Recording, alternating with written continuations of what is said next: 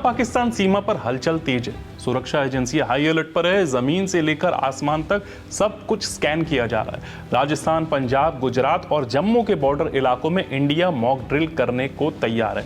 लेकिन सवाल उठता है, क्या यह सिर्फ एक अभ्यास है या फिर किसी बड़े मिशन की तैयारी? और हाँ, क्या हमें फिर से ऑपरेशन सिंदूर जैसे एक्शन की उम्मीद करनी चाहिए? मॉक ड्रिल आखिर है क्या? तो सबसे पहले समझिए, मॉक ड्रिल का मतलब है संभावित खतरे की रियल टाइम प्रैक्टिस। एक ऐसा सिमुलेशन जिसमें मान लिया जाता है कि कहीं आतंकी हमला हुआ है या सीमा पर घुसपैठ हो रही है या किसी इलाके में बम ब्लास्ट की सूचना है। अब सवाल है क्यों? ताकि सुरक्षा बल, पुलिस, एनडीआरएफ और स्थानीय प्रशासन ऐसे हालात में किसी तरह रिएक्ट करेंगे। इसकी ग्राउंड लेवल टेस्टिंग हो सके।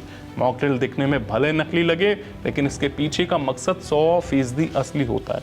तैयारी की परख और खतरे से पहले का अभ्यास। कहां होगी ये mock drill? India mock drill 2025 होगी भारत की पश्चिमी सीमा से सटे 4 बड़े राज्यों में: राजस्थान, पंजाब, गुजरात, जम्मू कश्मीर।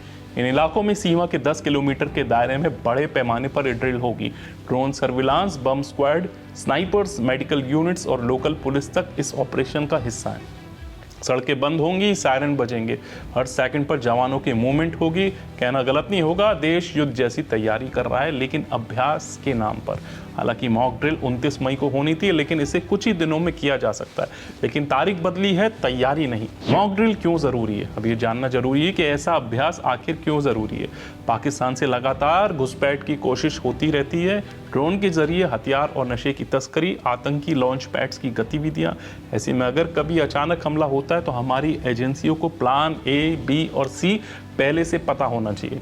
इसलिए मॉक ड्रिल सिर्फ रूटीन नहीं बल्कि नेशनल सिक्योरिटी स्ट्रेटेजी का हिस्सा है। क्या होता है ड्रिल में? मान लीजिए किसी गांव में घुसपैठ की खबर है, या रेलवे स्टेशन पर बम की सूचना, या किसी एयरबेस पर आतंकी हमला हुआ है। फिर देखा जाता है क्या पुलिस समय पर पहुंची, क्या सेना तैयार है, क्या मेडिकल रिस्पॉन्स हुआ और क्या आम जनता सुरक्षित रही। हर मिनट की तैयार होती है रिपोर्ट और फिर आगे की रणनीति बनती है। ऑपरेशन सिंदूर से पहले भी हुई थी ऐसी तैयारी। अब जरा थोड़ा पीछे चलते हैं। याद है कुछ दिन पहले देश भर में ऐसी मॉक ड्रिल्स की गई थी।